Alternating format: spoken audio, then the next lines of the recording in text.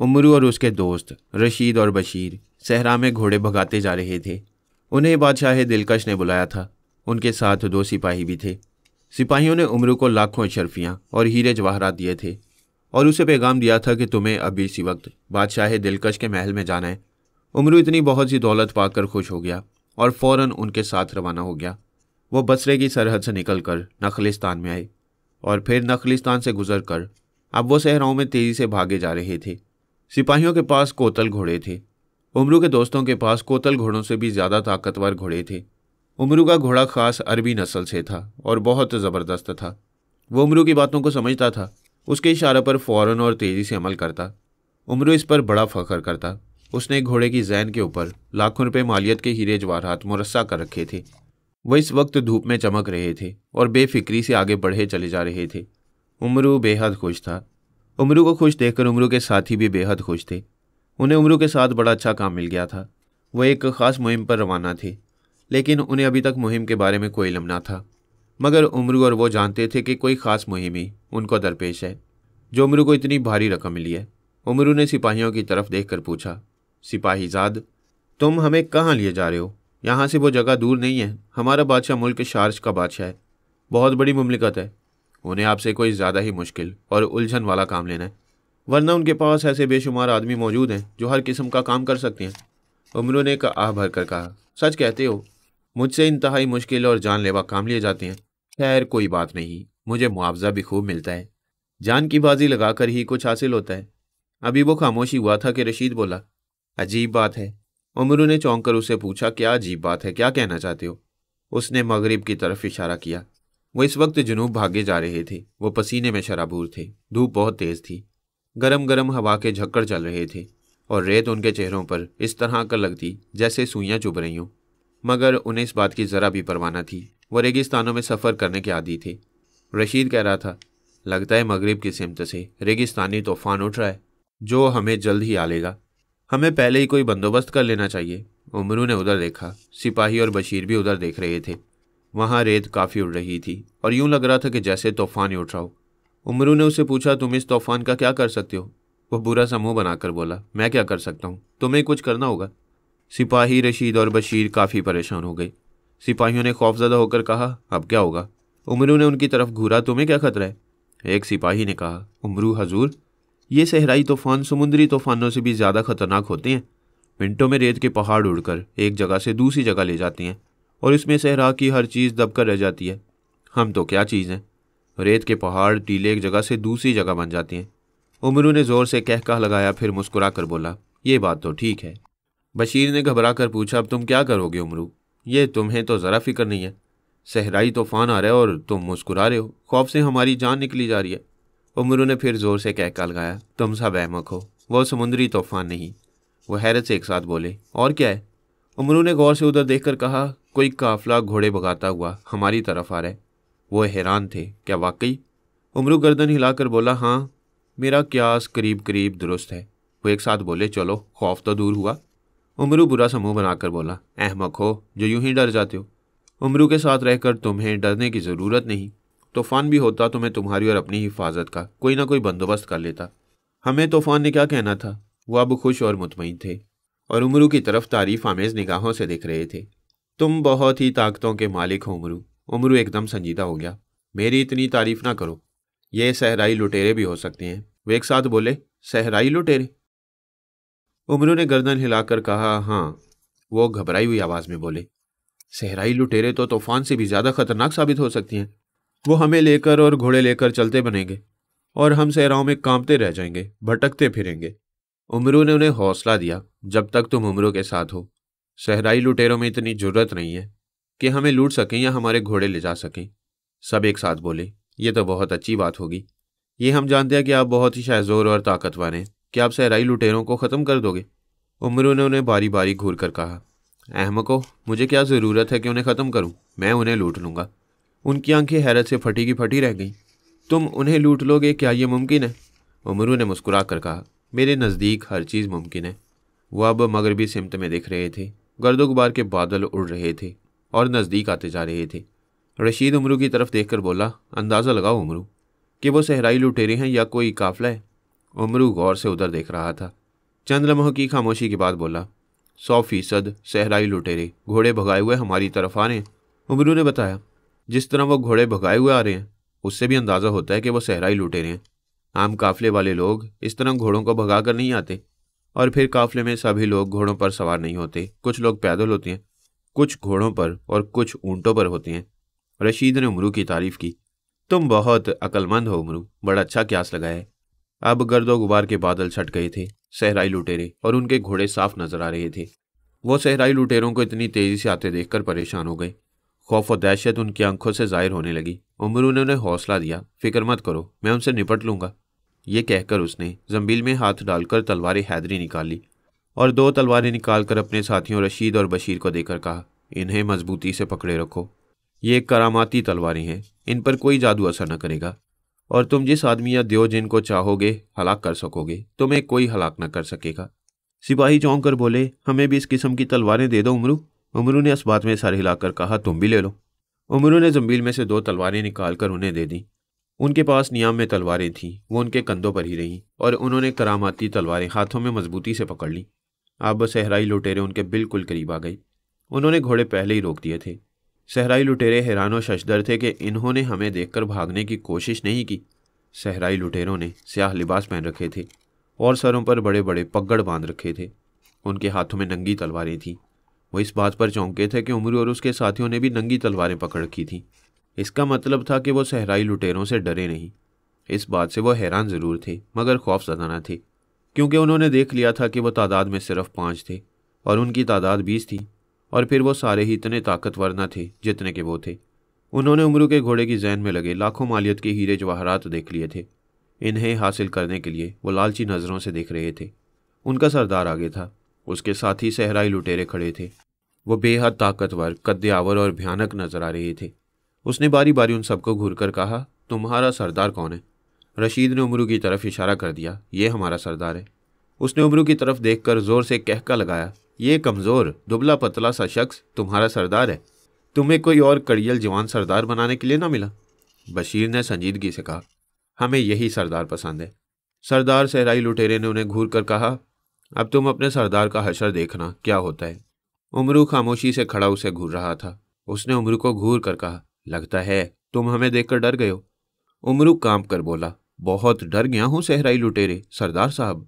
वो कहका लगाकर बोला, तो फिर चुप कैसे? जो कुछ तुम्हारे पास है हमारे हवाले कर दो। उमरू ने मुंह बनाकर कहा, हम गरीबों के पास कुछ नहीं है। सरदार ने भयानक अंदाज में कहका लगाया, तुम गरीब हो? वो मासूम सूरत बनाकर बोला, गरीब भी और मस्कीन भी। अब सरदार झिल्लाकर बोला, बको मत, तुम बहुत अमीर हो। तुमने जैन में लाखों की मालियत के हीरे जवाहरात सजा रखे हैं और तुम कहते हो हम गरीब हैं। तुम बहुत अमीर हो। उमरू भोलेपन से बोला, सहराई लुटेरे भाई ये सब नकली हैं। वो चौंका। उमरू से भोलेपन से मासूम सी सूरत बनाकर देख रहा था। सरदार सोच रहा था कि या तो ये शख्स बड़ा चालाक और अय्यार है या ये बिल्कुल ही अहमक है। उसने उसे घूर कर ज़बरदस्त आवाज़ में कहा, बकते हो तुम? वह जल्दी से बोला, हजूर मैं बकते बकते कुछ नहीं जानता। आप खुद घोड़े के पास आकर हीरे जवाहरात का मुआयना करो और देख लो ये नकली हैं या असली हैं। सरदार शशोपंज में पड़ गया। उसकी समझ में ना रहा था कि वह अब क्या करे। वो उमरू की तरफ घूर कर बोला, तुम बहुत चालाक अय्यार लगते हो। उसी लम्हे बशीर बोला, अरे भाई सरदार लुटेरे, ये उम्र अय्यार बसरे वाले हैं, हमारे दोस्त हैं। अय्यारी में पूरी दुनिया में इनका कोई सानी नहीं। तुम हो क्या चीज़? सरदार लुटेरा चौंका और उमरू की तरफ देखकर बोला, तो तुम हो उमरू अय्यार बसरे वाले। अब मज़ा आएगा कि हमने दुनिया के सबसे बड़े अय्यार ठग को लूट लिया है। दुनिया में हमारा काम रोशन हो जाएगा। कि सहराई लुटेरों ने उमरू अय्यार ठग को लूट लिया?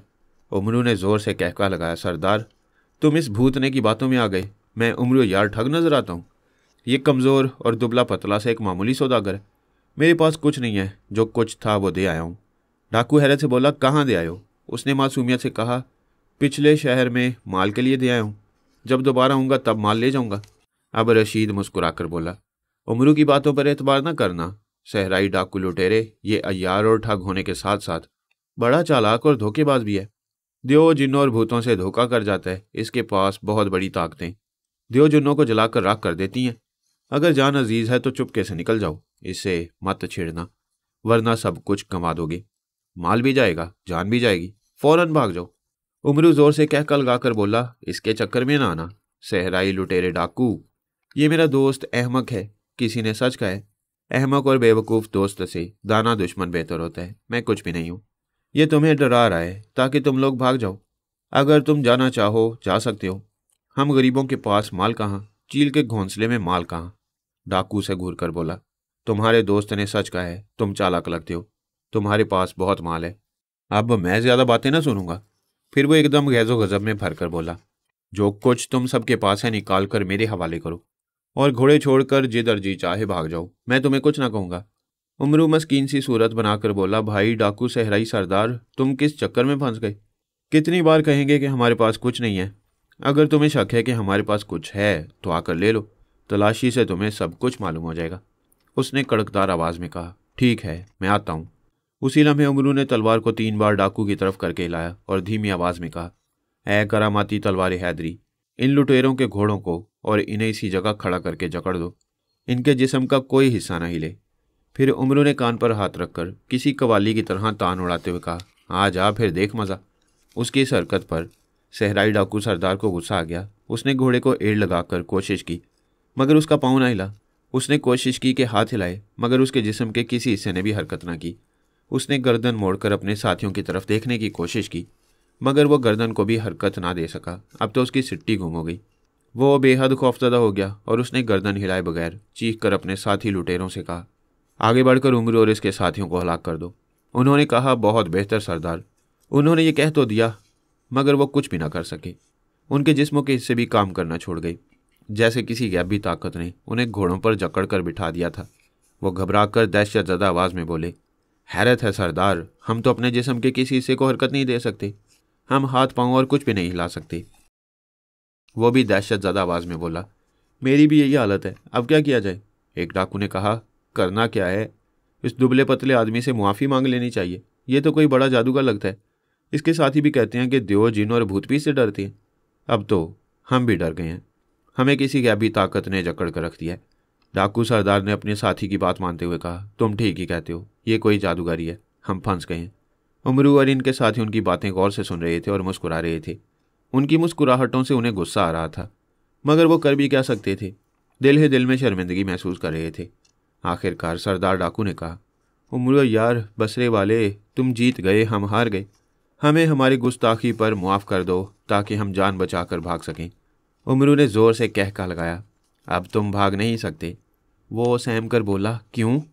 क्योंकि उमरू के साथ गुस्ताखी से पेश आने वाला कोई शख्स आज तक जिंदा न बचा। अब तुम सारी ज़िंदगी यहीं जकड़े खड़े रहोगे। तुम्हारे घोड़े भी शिकंजे में जकड़े रहेंगे। तुम्हें कोई भी इस गैबी शिकंजे से आज़ाद ना करा सकेगा और एक रोज़ तुम भूख और प्यास से मर जाओगे और फिर सहराई दरिंदे तुम्हें और तुम्हारे घोड़ों को खा जाएंगे। वो बहुत ज़्यादा डर गए और कांप कर गिड़गिड़ाने लगे। अब सभी डाकू रो रो कर कह रहे थे, उमरू हजूर, हमसे गलती हो गई, हमें मुआफ़ कर दें, आइंदा हम किसी को तंग न करेंगे। अब उमरू गरजदार आवाज़ में बोला, जब जालिम किसी मुसीबत में फंस जाता है तो वह यारी से काम लेकर उससे निकलने की कोशिश करता है, मगर मैं तुम्हें ना छोड़ूंगा। मेरा नाम उमरू यार बसरे वाला है। मैं जालिमों का सख्त दुश्मन हूँ। तुम यहीं खड़े खड़े मर जाओगे। डाकू ने रोकर कहा, यह जुल्म है उमरू हजूर। उमरू सख्त आवाज़ में बोला, आज तुम्हारे साथ जुल्म हो गया तो रोने लगे, और तुम जो आज तक जुल्म करते आए हो, तुम्हें कभी मजलूमों का ख्याल नहीं आया? लोगों को लूटा और कत्ल किया। अब तुम्हारी जान पर बनी है तो तुम्हें जुल्म याद आ गया। अब तो मेरे हाथों किसी तरह न बच सकोगे। तुम बहुत खतरनाक हो। अगर मैंने तुम्हें छोड़ दिया या तो तुम फिर लूटमार शुरू कर दोगे। कितनी औरतें बेवा और गरीब हो जाएंगी, बच्चे यतीम और मस्कीन हो जाएंगे। तुम पहले से भी ज़्यादा जुल्म करोगे। तुम सबकी मौत लोगों के लिए सुकून का बायस बनेगी। तुम्हारा मर जाना ही बेहतर है। अब वो ज़ोर ज़ोर से रो रहे थे। उमरू और उसके साथी उनकी इस हालत पर मुस्कुरा रहे थे, मगर अब वो बेबस और लाचार थे, इसलिए वो कुछ ना कर सकते थे। वो इस बुरी हालत में थे कि उन्हें अपनी जान बचानी मुश्किल नजर आ रही थी। उमरू कर जाओ, भाग जाओ। वो बेबसी से रोकर बोले, हम भाग नहीं सकते। फिर उमरू ने कहर आलूद नज़रों से घूर कर बोला, जो कुछ तुम्हारे पास है मुझे दे दो और अपनी राह लो। घोड़े भी तुम्हें छोड़कर जाने होंगे। डाकू सरदार बोला, हमसे सब कुछ ले लो मगर हम घोड़े छोड़कर नहीं जा सकते। हम सहरा में भटक कर मर जाएंगे। उमरू ने सख्त आवाज़ में कहा, तुम्हें घोड़े भी छोड़ने पड़ेंगे और ये इकरार भी करना पड़ेगा कि आइंदा तुम किसी को ना लूटोगे और ना किसी पर जुल्म करोगे और ना कोई तुम्हारे हाथों कत्ल होगा। सरदार जल्दी से बोला, ये इकरार हम किए लेते हैं और खुदा को हाजिर व नाजिर जानकर कहते हैं कि हम आइंदा किसी पर जुल्म न करेंगे, ना कोई हमारे हाथों कत्ल होगा और ना कोई हमारे हाथों लुटेगा। उमरू मुस्कुरा कर बोला, लाओ जो कुछ तुम्हारे पास है दो मुझे। वो घबरा कर बोला, हमें शिकंजे से आज़ाद करो तभी कुछ देंगे। उमरू इस बात में गर्दन हिलाकर बोला, ठीक है, हम तुम्हें आज़ाद किए देते हैं। ये कहकर उमरू ने तलवार हैदरी से कहा, ऐ करामाती तलवार, इन्हें आज़ाद कर दे। वो दूसरे लम्हे आज़ाद हो गए। उमरू ने 3 बार तलवार हिलाई और उन्हें शिकंजे से रिहाई मिल गई। उमरू बोला, लाओ हीरे जवाहरात, अशरफियाँ और सोना हमारे हवाले कर दो। उन्होंने सब कुछ डरते डरते उमरू के हवाले कर दिया। उमरू बोला, जेबों को अच्छी तरह देख लो, कहीं कुछ तुम्हारे पास ना रह जाए। वो जल्दी से एक साथ बोले, बिल्कुल नहीं, अब हमारे पास कुछ नहीं है। उमरू सख्त आवाज़ में बोला, घोड़े वाले नीचे उतर कर भाग जाओ। वह गिड़गिड़ा कर बोले, उमरू हजूर, घोड़े हमारे पास ही रहने दो। उमरू को उनके रोने और गिड़गिड़ाने पर तरस आ गया। वह फिर बोला, अच्छा ये बताओ, तुमने यह सारा माल मुझे दे दिया? वो जल्दी से बोले, बेशक दे दिया। उमरू ने उन्हें घूर कर कहा, मैं अपने किसी मौक्किल से भी मालूम कर लेता हूँ कि तुमने कुछ बचा कर तो नहीं रखा। अगर ऐसा हुआ तो तुम्हें एक भी घोड़ा ना मिलेगा। वो बेफिक्री से बोले, मालूम कर लो। उमरू समझ गया कि उन्होंने सारा माल उसे दे दिया है। तब उसने कहा, अच्छा ले जाओ घोड़े, अपने वादे के पाबंद रहना। सरदार ने जल्दी से कहा, हम पाबंद रहेंगे। हम खुद भी अब ये काम छोड़ने वाले थे कि तुम मिल गए। अब हम कोई कारोबार शुरू कर लेंगे। उमरू ने खुश होकर कहा, तुम ये बेहतर करोगे, मैंने उस लिए तुम्हें छोड़ा है। और घोड़े वापस कर दें कि शायद तुम राह रास्त पर आकर शरीफ शहरी बन जाओ। वो पुरज़म आवाज़ में बोले, अब हम शरीफ शहरी ही बनेंगे, हम हर किस्म का घिनौना काम छोड़ देंगे। उमरू ने मुस्कुराकर कहा, खुदा तुम्हें तौफीक दे। वो चले गए। डाकुओं के जाने के बाद बशीर बोला, वो कहीं फिर न डाके मारने लग जाएं। उमरू से घूर कर बोला, मुमकिन तो नहीं है, अगर वह ऐसा करेंगे तो अल्लाह उन्हें जल्द सजा देगा। सिपाहियों ने मुस्कुराकर कहा, उमरू हजूर, आप बहुत बड़े जादूगर हैं, जभी तो बादशाह दिलकश ने आपको बुलाया है। अब हमें तेज़ी से चल देना चाहिए। हाँ चलो, उमरू ने कहा और घोड़े को जोर से एड़ लगाई। घोड़ा भागने लगा। इसके साथ साथ उन्होंने भी घोड़े भगाने शुरू कर दिए। वो जल्द ही मुल्क सार्स में आ गए और बाजारों से गुजरकर महल के सामने आ खड़े हुए। दरबानों ने सिपाहियों से पूछगिछ करके उन्हें अंदर दाखिल होने की इजाज़त दे दी। पाएँ बाग से गुजरकर वो शानदार सफ़ेद महल के सामने आकर रुक गए। वहाँ खादमों ने उनसे घोड़े ले लिए और सिपाही उमरू और उनके साथियों को लेकर बादशाह के शानदार कमरे में आ गए। कमरा वसी और रीज़ था। कीमती कालीन बिछे थे। हीरे जवाहरात से मुरस्सा मखमली गद्देदार कुर्सियाँ पड़ी थीं। कमरे में फानूसों की धीमी धीमी रोशनी फैली हुई थी। ऊदो अंबर में मुश्क और अंबर जल रहा था। कमरा मुअत्तर था और हर तरफ खुशबुएं उड़ती फिर रही थीं। बादशाह अपनी मलका के साथ तख्त पर जलवा फरोज था। सोने के तख्त पर हीरे जवाहरात जड़े थे। दिलकश बादशाह दुनिया का सबसे अमीर बादशाह था। सिपाहियों ने अदब से झुककर कहा, बादशाह हजूर, उम्र यार हाजिर है। बादशाह ने उसे गौर से देखा और कहा, तुम ही उम्र यार हो? उमरू ने ताज़ीम भरी आवाज़ में कहा, जी हजूर, क्या आपको मेरे उम्र होने पर कोई शक है? बादशाह उसे गहरी और हैरत भरी नज़रों से देखकर बोला, शक वाली बात लगती है। उमरू मुस्कुराकर बोला, वो क्यों हजूर? बादशाह संजीदगी से बोला, तुम बहुत दुबले पतले और कमज़ोर हो। तुम देव जिन्नों और भूतों से किस तरह लड़ते हो और उन्हें जलाकर राख कर देते हो। तुम्हारी बहादुरी, अय्यारी और दलेरी के किस्से तमाम आलम में फैले हुए हैं। उमरू ने बेफिक्री से कहा, आप काम बताइए हजूर, फिर देखिए आपका काम होता है या नहीं। बादशाह ने गहरी सांस ली और कहा, ये जो हमारे करीब हमारी मलका बैठी हैं, अचानक इनकी रोशनी जाती रही है। एक नजूमी ने हमें बताया कि मशरिक में जलते पहाड़ों के नीचे जिनकी हुकूमत है और उसके बाग में गुलाब का एक काला फूल मौजूद है। वो उस गुलाब के पौधे पर साल में 1 मरतबा लगता है। अगर तुम वो काला गुलाब ला दो तो हम तुम्हें मालामाल कर देंगे। उस गुलाब के फूल को मलका की आंखों पर 3 मरतबा फेरा जाएगा और मलका की आंखें दुरुस्त हो जाएंगी। उमरू ने पूछा, बादशाह हजूर, ये सबक आपको किसने बताया कि मैं वो काला गुलाब ला सकता हूँ? बादशाह ने उसे घूर कर कहा, यह बात हमें उस नजूमी ने बताई थी। उसने कहा था कि सिर्फ उम्र यार बसरे वाला ही उस फूल को ला सकता है। सो हमने तुम्हें बुला लिया है, अब जितनी जल्दी हो सके फूल ले आओ। उमरू ने पुरज़म आवाज़ में कहा, मैं जल्दी फूल ले आऊँगा हजूर। बादशाह मुस्कुरा दिया। उमरू ने बादशाह को गुलाब का फूल लाने का कहकर खुश कर दिया। उसी लम्हे उमरू बोला, मैं आपको बादशाह हजूर वो गुलाब का फूल दिखा सकता हूँ। बादशाह चौंका और हैरत से उसकी तरफ देख कर बोला, तुम मुझे वो फूल दिखा सकते हो? हाँ। बादशाह इश्तियाक भरी आवाज़ में बोला, तो दिखाओ फिर। उमरू ने कहा, अभी दिखाता हूँ। ये कहकर उसने जंबील में हाथ डाला और आईना सिकंदरी निकाल लिया। इसकी चमकदार जिल्द पर 3 मरतबा हाथ फेर कर कहा, ऐ सिकंदरी आईने, हमें गुलाब का फूल दिखा दे। बादशाह देखने के लिए बेताब है। उसी लम्हे आईने की सतह पर खाके से बनने लगे। फिर जलते पहाड़ नजर आने लगे। उन पहाड़ों में आग लगी हुई थी और लंबे लंबे शोले उठ रहे थे। उसने आईना सिकंदरी बादशाह के सामने कर दिया। वो जलते पहाड़ों को देखकर हैरान रह गया। फिर मंजर बदल गया और उसे एक अजीमुशान सफ़ेद महल नजर आया। इस महल के पाएं बाग में गुलाब का एक पौधा क्यारी में मौजूद था। उसमें सिर्फ एक गुलाब मौजूद था और वो भी काला गुलाब। काले गुलाब के फूल को देखकर बादशाह हैरान और शशदा रह गया। उमरू कह रहा था, बादशाह हजूर, ये वो काला गुलाब है जिसे मैं लेकर आऊँगा, आप गौर से देख लें। बादशाह गौर से देख रहा था। उसी लम्हे 4 ज़बरदस्त धमाके हुए और कमरे में शू शू की आवाज़ें आने लगीं। धुएं के 4 मीनार बनकर तैयार हो गए। उन मीनारों को बादशाह दिलकश, उसके वजीर और मुशीर हैरत से देख रहे थे। वो सब खौफजदा हो गए थे। बादशाह ने उमरू से पूछा, ये सब कुछ क्या है उमरू? उमरू ने बताया, इन 4 मीनारों में जिन है जो लगता है मुझसे जंग लड़कर मुझे ख़त्म करने आए हैं। बादशाह खौफजदा हो गया। जिन तुम्हें ख़त्म करने के लिए आए हैं? जी हाँ हजूर, उमरू ने इस बात में सर हिलाकर कहा। मगर आप बेफिक्र रहें, हर किस्म का खौफ दिल से निकाल दें। मैं इन 4 जिन्नों को ख़त्म कर दूंगा, जलाकर भस्म कर दूंगा। ये जिन मुझे इसलिए हलाक करने आए हैं कि मैं जलते पहाड़ों में जाकर काला गुलाब ना ले आऊं। इनके जिन आका ने इन्हें भेजा है, अब ये खुद ही मेरे हाथों जलकर भस्म हो जाएंगे। फिर मैं जाकर इनके आका को भी ख़त्म कर दूंगा और काला गुलाब ले आऊंगा। 4 धमाके हुए। 4 जिन मीनार से बाहर आ गए और उमरू की तरफ खूंखार निगाहों से देखने लगे। उनके गंजे सरों पर चोटियां कमर की तरफ लटक रही थीं। सींग पेशानियों से बाहर निकले हुए थे। वो लहीम शहीम जिन थे, कद्दे आवर और ताकतवर। उनकी बड़ी बड़ी तरबूज जितनी सुरख आंखें शोले उगल रही थीं। उन्होंने तलवारें निकालकर उमरू की तरफ बढ़ना शुरू कर दिया। उमरू ने भी फौरन जमील में से तलवार हैदरी निकाली और गरज कर कहा, मालून जिन्नो, वहीं रुक जाओ वरना जलाकर भस्म कर दूंगा। उन्होंने खौफनाक कहके लगाई और गूंजदार आवाज़ में कहा, काला गुलाब लाने का ख्याल दिल से निकाल दो, हम वापस चले जाएंगे। उमरू पुरज़म आवाज़ में बोला, काला गुलाब अब मैं ज़रूर लेकर आऊँगा, तुम मुझे नहीं रोक सकते, मैं तुम्हें जलाकर भस्म कर दूंगा। उन्होंने तलवारों से उमरू पर हमला कर दिया। उमरू ने तलवार हैदरी सामने कर दी। 4 तलवारें उसकी तलवार हैदरी से टकराईं और जलकर राख हो गईं। जिन हक्का बक्का रह गए, इसलिए उनकी जलती तलवारों ने उन्हें भी आग लगा दी थी और वो जलकर राख बन गए। दूसरे लम्हे राख भी गायब हो गई। बादशाह ने खुश होकर उमरू को बेशुमार दौलत इनाम दी। उसके साथियों को भी अशरफियाँ और हीरे जवाहरात दिए। फिर उमरू बाहर निकल आया और उसने अपनी ज़मील में से उड़न खटोला निकाला। उसके दोनों दोस्त रशीद और बशीर उड़न खटोले में बैठ गए। उमरू ने उड़न खटोले से कहा, ऐ सब्ज़ परी के जादुई उड़न खटोले, जलते पहाड़ों से गुजर कर हमें जिनके महल में पहुंचा दे। उड़न खटोला उसी लम्हे उड़ा और तेज़ी से फिजा में परवास करने लगा। उमरू नीचे का मंजर देखकर खुश हो रहा था।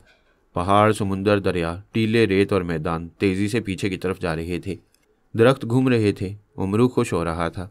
काफ़ी देर फिजा में उड़ने के बाद उड़न खटोला जलते पहाड़ों के करीब आ गया और शोलों में घुस गया।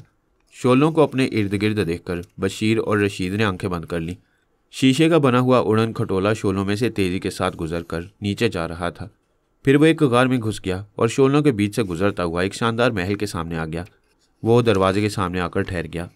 उमरू ने अपने साथियों से कहा, तुम इसी उड़न खटोले में बैठो, मैं अभी वापस आता हूँ। उड़न खटोले से बाहर ना निकलना वरना मारे जाओगे। तुम्हारे जिस्मों को आग लग जाएगी और तुम जलकर राख हो जाओगे। वो घबरा कर बोले, अगर उड़न खटोले को आग लग गई तब क्या होगा? उमरू बेफिक्री से बोला, उड़न खटोले को आग ना लगेगी। क्यों? ये जादुई उड़न खटोला है, ये सब्ज़ परी ने मुझे इनाम के तौर पर दिया था। मैंने उसके दुश्मन दियों को ख़त्म किया था, बाहर मत निकलना। वो घबराई आवाज़ में बोले, ठीक है, जल्दी आ जाना। वो बेफिक्री से कहने लगा, जल्दी आ जाऊँगा। फिर वो महल के दरवाजे में घुस गया। दियो, जिन्नों और भूतों ने उसे चारों तरफ से घेर लिया और उस पर तलवारें बरसानी शुरू कर दी। मगर वो तलवारें हैदरी के ज़रबात से उन सबको हलाक करके आगे बढ़ गया। पौधे के करीब जिन खड़ा था। वो बड़े भयानक जिन थे। उसने उमरू पर शोलों की बारिश कर दी। उसकी आंखें शोले उगल रही थी। शोले तलवार से टकराकर गायब हो गए। उमरू ने जिन बादशाह को उछलकर उसकी टांग पर तलवार मारी और उसे आग लग गई। वो खौफ से चीखने चिल्लाने लगा। इससे पहले कि जिन जलकर राख होता, उमरू ने हैरत अंगेज फुर्ती के साथ काला गुलाब तोड़कर अपनी जंबील में डाल लिया। जैसे ही जिन जलकर राख हुआ, वहाँ कुछ भी ना था, न महल, न बाग, न जलते पहाड़। उसके साथ ही लकोदिक सहरा में उड़न खटोले में बैठे नजर आ रहे थे। हर तरफ रेत का समुंदर फैला हुआ था। उमरू ने इत्मीनान का सांस लिया और अपने साथियों के पास आकर उड़न खटोले में बैठ गए। अगर वो उसे तोड़ने में ज़रा देर कर देता तो उसे काला गुलाब भी न मिलता। उड़न खटोले ने उन्हें बादशाह दिलकश के महल में पहुंचा दिया। उमरू ने उड़न खटोला जंबील में रख दिया और बादशाह को काला गुलाब पेश किया। बादशाह ने मलका की आंखों पर गुलाब फेरा। वो देखने लग गई। बादशाह ने खुश होकर उन्हें माला माल कर दिया।